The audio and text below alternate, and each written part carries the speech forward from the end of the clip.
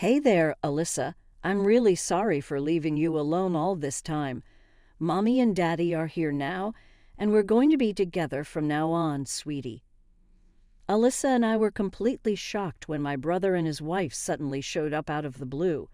We hadn't heard from them in 7 whole years. We were speechless, wondering what they could possibly want after all this time. They thanked me for looking after Alyssa and then dropped a bombshell. They wanted Alyssa to come live with them. Their words felt thoughtless, like they had no clue about the struggles we've been through these past 7 years. Anger boiled up inside me. Alyssa, you've grown up so much, just like my own daughter. Let's be a happy family together with Daddy and me. I love you so much, my brother said, trying to act all loving and fatherly. But Alyssa surprised us all with her response. Huh, and who are you? The real reason behind their sudden appearance was shockingly selfish. They didn't seem to care about Alyssa's feelings at all. I'm not the same person I was before. I'm going to make my own choices and take charge of my life, so I can't be with you guys, Alyssa firmly declared, rejecting her parents' unreasonable demands. My niece's words sent my brother and his wife into a rage. Their lives had changed drastically in the past 7 years, and they'd made a big mistake. But for Alyssa, this was the beginning of her true happiness. They thought they were about to have a heartwarming family reunion, but the reality was far from it. My name is Charlotte. I got married 3 years ago and live with my 1-year-old daughter and husband. We run a pastry shop together, and our mornings start very early. Our days are busy with a few days off, but we spend our leisure time as a family. One hot July day, we were enjoying playing in a shallow creek at the park. Suddenly, my phone rang. It was a call from my brother. We weren't close, especially after our parents passed away a few years ago. We hardly ever spoke. I hesitantly answered the call. Hey, Charlotte, how are you? Long time no see. My brother's tone hadn't changed, light and carefree. Our personalities are complete opposites. I've always disliked my brother for his irresponsibility and carelessness. He seemed to have a steady job after getting married, but before that, he never held down a serious job and relied on our parents. I never saw him put in real effort. I just couldn't grow fond of him. Yeah, I'm fine. What's up all of a sudden?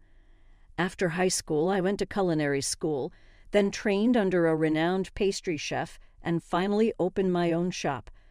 My brother and I couldn't be more different. Just a little favor to ask. I had a bad feeling about this while watching my daughter and husband play in the creek. I replied, if it's money you need, I don't have any. It sounded like a joke, but I was serious. What are you talking about?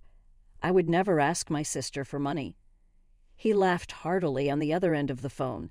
I've never been able to understand what my brother is thinking. Actually, I was hoping you could take care of my daughter, Alyssa, for a while. It was an unexpected request. Alyssa, my niece, is a high schooler known for her mischief, and I've heard rumors about her being picked up by the police a few times recently. I doubt I could handle her. Why would my brother want to leave her with me? I was filled with anxiety. The thing is, my new wife is pregnant, and she's having a really tough time with morning sickness. I just got a transfer at work, and with the baby coming, we're planning to move to the new location as a family. But with my wife's condition, she can't take care of Alyssa. I knew my brother had remarried recently after his first wife passed away last year, but I hadn't met his new wife. I have a 1-year-old daughter and a busy job. I really don't have the capacity to look after a high school girl. We're starting summer vacation next week, and I just need you to take care of her for that period. Once the vacation's over, I'll come to pick her up. My wife often needs to rest because of her low blood pressure. I want to reduce her burden, and I can't leave a troublesome teenager alone at home. I understood my brother's situation. I had experienced severe morning sickness during my pregnancy, too. I didn't know what kind of person my new sister-in-law was, but moving and taking care of a niece during a difficult pregnancy is indeed too much. I wanted him to ask someone else, but I was probably his only option. Only for the summer vacation, right? Maybe I should help, considering my pregnant sister-in-law's condition. Absolutely. After the vacation, we'll be settled in our new place, and my wife's morning sickness should be better. I'll definitely come to pick her up. I hadn't seen my niece since my brother's first wife's funeral. However, we hadn't spoken a single word to each other at that time. I had no idea what to talk about or how to approach her. Now, despite my growing anxiety, we reluctantly agreed to take her in. The next day, my brother brought Alyssa to our house. I really appreciate this. I'll definitely thank you properly when I come to pick her up. With just those words, my brother left quickly.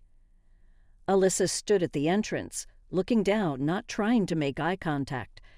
Her hair was dyed brown, her face was made up, and she wore short pants revealing her slim legs with brightly colored nails on her fingers and toes. She looked like a typical rebellious high school girl. I had no idea how to start a conversation. Alyssa, come on in for now. I've prepared a room for you upstairs. You can leave your stuff there. I chose my words carefully, as if walking on eggshells, and tentatively spoke to her. Then she looked up. I have my own room. She looked at me with her big eyes, and I felt a bit tense under her gaze. Of course, there's a spare room you can use. It's empty, but there's a small TV, and you're welcome to use the closet however you like. Honestly, I hadn't seen my niece since my brother's first wife's funeral. However, we hadn't spoken a single word to each other at that time. I had no idea what to talk about or how to approach her. Now, despite my growing anxiety, we reluctantly agreed to take her in. The next day, my brother brought Alyssa to our house. I really appreciate this. I'll definitely thank you properly when I come to pick her up. With just those words, my brother left quickly. Alyssa stood at the entrance, looking down, not trying to make eye contact. Her hair was dyed brown, her face was made up, and she wore short pants revealing her slim legs with brightly colored nails on her fingers and toes. She looked like a typical rebellious high school girl. I had no idea how to start a conversation. Alyssa, come on in for now. I've prepared a room for you upstairs. You can leave your stuff there. I chose my words carefully, as if walking on eggshells, and tentatively spoke to her. Then she looked up. I have my own room. She looked at me with her big eyes, and I felt a bit tense under her gaze. Of course, there's a spare room you can use. It's empty, but there's a small TV, and you're welcome to use the closet however you like. Honestly, I was apprehensive about sharing a space with my niece, so I made sure she had her own room to give us both some separate space. Thank you, I'll make myself at home, Alyssa said, and went upstairs with her belongings. I glanced at the sandals she took off and was a bit surprised. They were neatly arranged at the edge of the entrance. That's when our cohabitation began. I don't have school or club activities because it's summer break, so I'm pretty free, Alyssa said, and took over the household chores, helping out our busy family. Besides, since I'm staying in this lovely house for free, the least I can do is help out. She even started helping with dinner preparations and made snacks for my daughter every day. Today I made pumpkin cookies.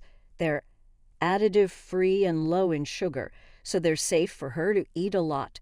Alyssa doted on my daughter, who quickly grew fond of her, and the snacks she made daily were not only cute, but also delicious, unbelievably professional for an amateur. Alyssa, known for her mischief and police encounters, showed none of that behavior. Instead, she was honest and kind. I felt ashamed for having been trapped in my preconceptions. When we were at work, Alyssa started taking care of my daughter, who usually went to daycare, was delighted to spend time with Alyssa at home. She even started calling Alyssa Big Sis. We were filled with gratitude towards her.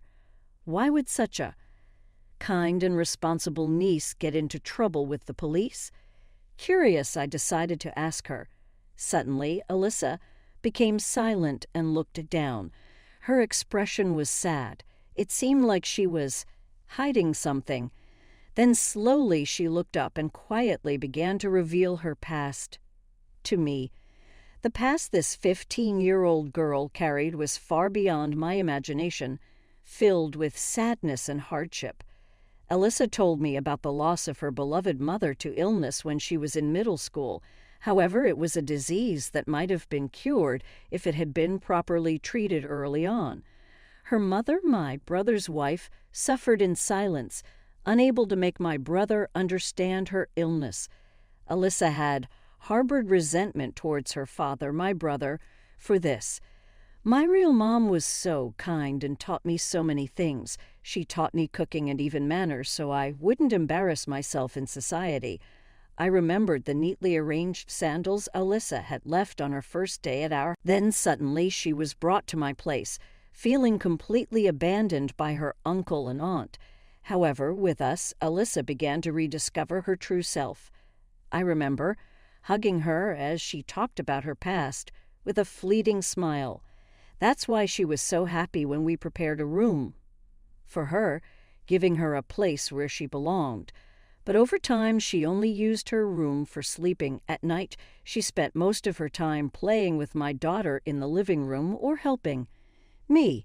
What Alyssa truly sought wasn't solitude, but the warmth of a family. I felt helpless and angry at my brother's selfishness. Even after summer break, Dad might not come to pick me up. I might have to return to my lonely life, so can I enjoy my time here for now? Her words brought tears to my eyes. I didn't know how to respond. Even if her father came for her, she would likely return to her previous life, overwhelmed with emotion.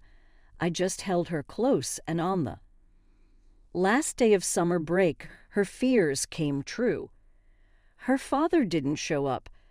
I wondered what my brother and his wife were thinking. Were they planning to come and pick her up? If so, were they preparing to welcome Alyssa into their new home? Were they intending to become a proper family and lead a peaceful life? Or did they have no intention of coming at all? I couldn't understand what they were thinking and called my brother numerous times.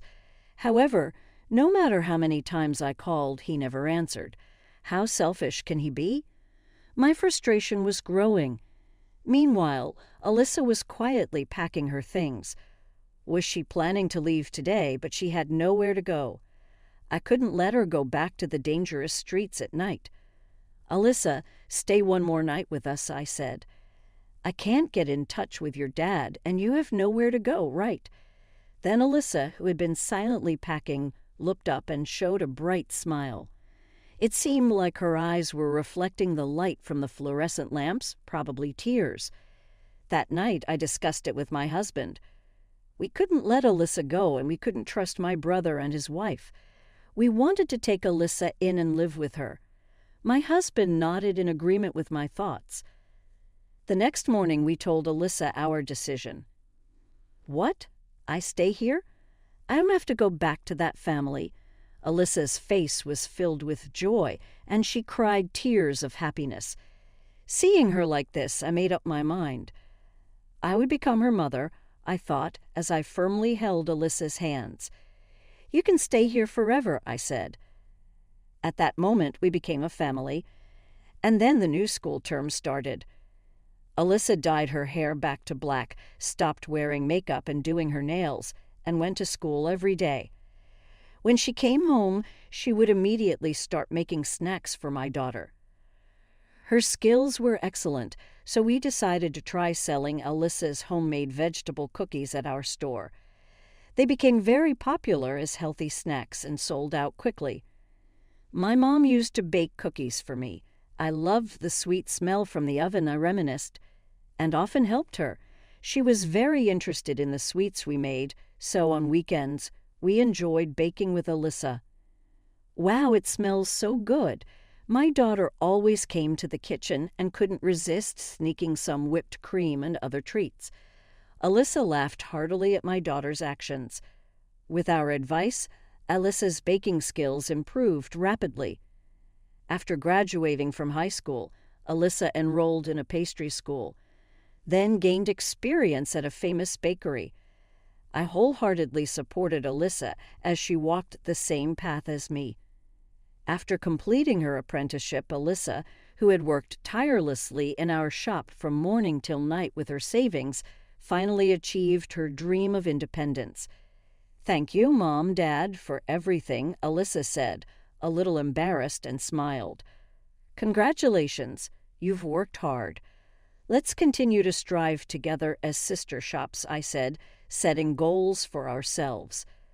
Alyssa, who set her own goals and worked hard toward her dreams, was our pride. My husband nodded in agreement. After that, Alyssa developed not only delicious but also stylish and cute sweets that made people happy just by looking at them. She quickly joined the ranks of famous bakeries. She received daily interviews from TV and magazines, and her creations spread across the country through social media. People even came from afar to visit our shop. Every day there was a line forming in front of our shop before opening. One day my husband and I were helping prepare for the opening at my daughter's shop as Christmas approached. We paid attention not only to product development, but also to decorating the store and designing paper bags. We pastry chefs put a lot of effort into this time of the year. The combination of rich cheese and refreshing strawberries was very popular, and people lined up from early in the morning just to get it. Alyssa carefully arranged the products, my husband cleaned up the kitchen, and I wiped the glass showcase. At that moment, a man's voice said, "Excuse me, sorry. We still have about 10 minutes until we open. Would you mind waiting outside?" I replied, turning my face toward the source of the voice. In that instant, my hand stopped wiping the glass, and I froze. "Hey, long time no see. How have you been?" The man was my brother, who hadn't come to pick up Alyssa for 7 years and had been out of touch. Alyssa seemed to be at a loss for words, too. There was a brief silence. "Alyssa, I'm sorry for making you feel lonely all this time, but you don't have to worry anymore. Mommy and Daddy are here to pick you up. From now on, we'll be together forever," my brother said. From behind my brother, his wife appeared, raising her voice. This was the first time I had seen my brother's wife's face. Until now, she had never done anything motherly, and now she was suddenly claiming to be Mommy. Both of them appeared so casually, as if nothing had happened. I looked at them with contempt, surpassing anger. What on earth did they want? "Charlotte, don't make such a scary face. Thank you for taking care of Alyssa all this time. Sorry for being late to pick her up. Alyssa will live with our family from now on," my brother's wife said. What a thoughtless thing to say. They had no idea what Alyssa had gone through and how hard she had worked for the past 7 years. They knew nothing, and now they were talking about our family. Rage boiled up inside me. "Alyssa, you've become quite impressive. You truly are my daughter. Let's live happily with Mom and Dad from now on," my brother continued. Alyssa, who had been twisting her face at my brother's eerie attitude she had never shown before, finally spoke. Who are you? If you have nothing to do with this shop, please leave right away." Alyssa turned her back to my brother and his wife as she said that. "Don't say that. We apologize for being late to pick you up, but we've had our own difficulties too. It's been tough in many ways. Now that you're grown up, you'll understand, won't you?" my brother pleaded. In response to my brother's words, Alyssa turned around and cast a cold gaze at him. "We've been struggling financially. Even her child, born 7 years ago, is currently in foster care." Truth is, I used a bit of the company's money and got caught, leading to losing my job. On top of that, we're in debt, and there's no way we can support our child, my brother confessed. Desperate, they had seen an article about Elisa's success in a magazine, and out of financial desperation, they approached her. Enough of your selfishness. If you're in need of money, then both of you should work from morning till night. What you're doing is nothing to be proud of as parents, is it? I couldn't contain my anger and raised my voice unintentionally. In response, my brother sneered as if mocking me. Don't get so angry. Besides, this is a matter between me and Elisa. You're not involved. Don't interfere. Then, Elisa placed her hand on my back and stepped forward. Her touch seemed to convey gratitude. That's right. Just as you say, I'm no longer the person I used to be back then. I've grown up. I'll take responsibility for my own life, so I won't be living with you. You're disrupting the business. Please leave, Elisa said with a single statement, turning my brother and his wife red-faced. What kind of attitude is that towards your parents? It's just that we were a little late to pick you up. You're quick to act high and mighty once we say something nice. We hoped you had grown into someone who could listen to your parents and their expectations, but we're disappointed. My brother's harsh words echoed in the shop. Why should I listen obediently to my parents who had always been unreasonable? I couldn't help but feel irritated. My husband, having heard the commotion, came out of the kitchen. What parents? What family? They've never done anything remotely like parents. It's audacious of them to say something like that, my husband added. Now, Elisa turned around and looked at us. They are neither my parents nor anything of the sort. You've walked alongside me as I grew up, always supporting me. You created a warm family atmosphere and gave me a place to belong. You taught me the joy of living. Mom, Dad, you are my real parents. I plan to use the money I earn at this shop to repay you, Elisa said with a gentle expression, smiling. Then, with a sharp look at my brother and his wife, she added, So, outsiders, please leave right now. We're about to open for business. If you intend to linger here any longer, I'll contact the police for obstructing our operations. In a low voice, Elisa said, Don't make a scene like this. I was deeply moved by Elisa's words. We had raised her as our real daughter all along, and we would continue to consider her our daughter. There was no doubt about that. Don't raise your voice any further. Leave quickly. If you ever dare to show your faces in front of us again, we will definitely call the police. You won't see us again, I declared. With that, my brother and his wife roughly closed the shop's door and left. We breathed a sigh of relief, and on schedule, Elisa reopened her shop for business. It was supposed to be the end of those two, however. This was just the beginning of relentless harassment from my brother and his wife. The following day, I received an email from my brother on my smartphone. The email contained a terrifying message that seemed like a downright threat. It stated that unless Elisa was returned to my brother and his wife, they would spread negative rumors about her shop and make it impossible for her to continue her business. I immediately called Elisa's shop, and she informed me that a similar letter had been placed in front of her store. I'll burn this kind of letter. Even if they spread bad publicity about the shop, I won't be deterred. I won't be defeated by such foolish harassment, Elisa said with determination. Elisa continued to ignore the repeated threatening letters. Even though she knew they were harassment, receiving such harsh threats daily would take a toll on anyone's spirits. But Elisa remained steadfast with a determined attitude. At this point, it seemed like Elisa was waiting for the right opportunity to strike back at my brother and his wife. Finally, that chance arrived.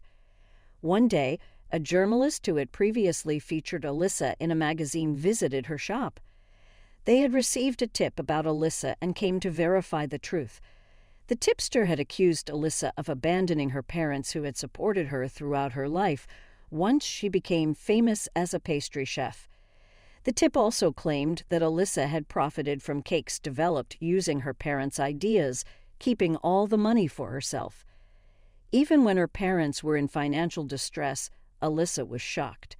She knew exactly who the malicious tipster was even without being told. However, Alyssa didn't waver in the face of such a malicious tip. Instead, she saw it as an opportunity to fight back. "I will tell you the whole truth." With those words, Alyssa began to recount her past to the journalist. She spoke about her real mother's illness and her father's remarriage, the mistreatment she had endured after her father's remarriage, her troubled teenage years when she felt like she had no place, and how she met us during high school. She talked about her journey into the world of pastry making, her struggles, and the bond she formed with us as a couple. Alyssa also spoke about my brother and his wife's sudden appearance in her life, driven by financial motives. The journalist listened intently, hanging on to every word. If you truly love someone, would you abandon your own daughter? And isn't it the act of a real parent to show up only when it's convenient, ask for money, and resort to spreading such rumors when denied? Alyssa's story came to an end with those words. The journalist had tears in their eyes and commended Alyssa for her efforts. They decided to feature Alyssa's shop once again in a special article titled "The Shop of a Young Charismatic Pastry Chef Who Overcame a Harsh Childhood." The following month, a magazine with this headline on the cover appeared in bookstores and convenience stores nationwide, bringing even more attention to Alyssa. Simultaneously, numerous magazine journalists descended upon my brother and his wife. They were bombarded with questions about their mistreatment of Alyssa, embezzlement of company funds, a life burdened by debt, and their abandonment of their child. The couple could no longer step outside their home. Furthermore, the only person who had supported the brother and his wife, her parents and relatives, were shocked and furious when they learned the truth. Everyone was appalled by the couple's inhumane actions, and they decided to cut all ties with them.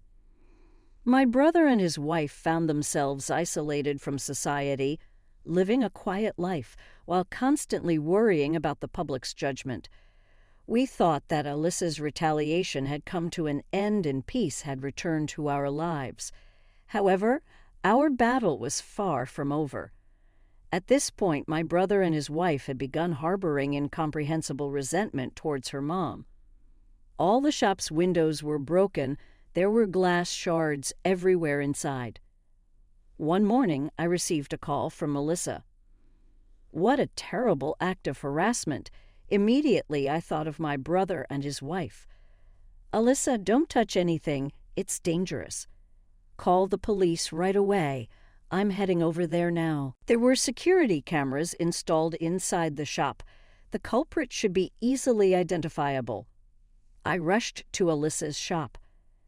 Upon arrival, I found the police conducting an investigation. As expected, the security cameras had captured the culprit, and it turned out to be my brother's wife. My brother's wife was promptly taken into police custody, and the interrogation began. "Who do you think you are? I'll destroy that arrogant girl's shop right away. Next time, I'll even set the whole place on fire due to Alyssa's counterattack." My brother and his wife, who had been erased from society, were now overwhelmed by an unfamiliar sense of alienation, causing them to lose their composure. My brother's wife had developed a deep resentment towards Alyssa and committed the act openly. If you're so upset, try using your own money to fix it. Well, you don't have that kind of amount, do you? Maybe you should borrow some money and experience the same hardships as us. However, the police didn't let my brother's wife's shallow thinking slide. With a snort, the police officer began speaking coldly. "This is a case of property damage and interference with business, both of which can result in imprisonment or fines. Furthermore, due to this incident, the shop's merchandise couldn't be sold and repairs were needed, causing Alyssa to lose income. In all these aspects, compensation would be demanded.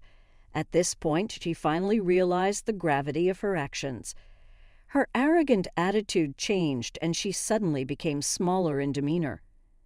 For the debt-ridden couple, there was no way they could afford the fines, so the brother's wife reluctantly entered the cold walls of prison. While Alyssa and I were cleaning up the shop's phone rang. It was my brother. "Don't mess around. It's because of you. You failed. My wife got caught by the police because of you. You're the one who should go to jail for being a delinquent. Either switch places with my wife now, or if you don't want your past crimes to be exposed, contact the police and say that the culprit is someone else." We were already fed up with such unreasonable threats from my brother. "It's your own doing. If you have the time to make these threatening phone calls, then find a job and try to pay off your debts. You can't keep relying on other people's money forever." Unable to counter Alyssa's rational words, my brother finally shouted incoherently, "Shut up! Shut up! Don't interfere with your parents like this, you ungrateful daughter. I'll send you to hell." On the other end of the phone, my brother was breathing heavily. "You're not my parents or anything like that. You abandoned me 7 years ago. You're strangers now. Do you think you can get away with these threats? I still have all the letters left in front of the shop. I've recorded this phone call too. If you continue to harass us, you'll face the appropriate consequences. You'll be charged with a new crime called extortion." Then, from the receiver, came my brother's growl. Exactly as Alyssa says. "If you don't want to increase your charges any further, cut ties with us, work hard on your own, and repay your debts." With that, we hung up the phone. 7 years ago, Alyssa was a high school student with a record of 5 delinquency cases, and I didn't know how to handle her. To see her grow so resiliently, taking her own path, becoming independent, and distancing herself from her father was truly impressive. "You've really become a remarkable person. You've worked so hard." I looked at Alyssa. "Well, I'm my mother's daughter after all," Alyssa said, blushing a little, looking shy. Finally, my brother disappeared from our lives according to rumors he couldn't find a steady job and resorted to daily labor to make ends meet. Unable to afford an apartment, he spent each night without a stable place to stay. Every day he hid from debt collectors, wearing down his mental state. And gradually he seemed to forget about his wife's existence. Once his wife, who had completed her prison sentence, was released, there was no one to greet her and she had nowhere to go. However, my husband's wife dreamed of living with my brother again, unaware of the harsh reality. Through the tiny window in the prison wall, she projected her hope into the faint light. On the other hand, our shop, thanks to the featured article about Alyssa, saw even more customers. We were busy every day, which we were grateful for, and this spring we announced a collaborative product with Alyssa's shop. It was a cheesecake. When you cut the cake, the inside turned into a chocolate flavor, captivating many women. It spread nationwide and became a massive hit. Alyssa still took care of my daughter, and my daughter admired Alyssa. The two of them were like sisters despite the age difference. Then came some wonderful news. Alyssa was getting married. Her partner was none other than a male journalist she had met during an interview about her shop. After learning about Alyssa's tumultuous past through the interview, the journalist continued to support her. He began visiting the shop in his free time and even helped out on his days off. He had advised Alyssa on how to handle the harassment from my brother and his wife and to keep evidence of the threats. Gradually, the two of them grew closer, becoming partners in each other's lives. My husband and I were invited to attend the wedding as Alyssa's parents. It was the happiest news. My husband was nervous about walking Alyssa down the aisle. And there was one more thing Alyssa had requested of us, to create the wedding cake. A one-of-a-kind cake filled with our memories, their future journey, and happiness. I was already brainstorming ideas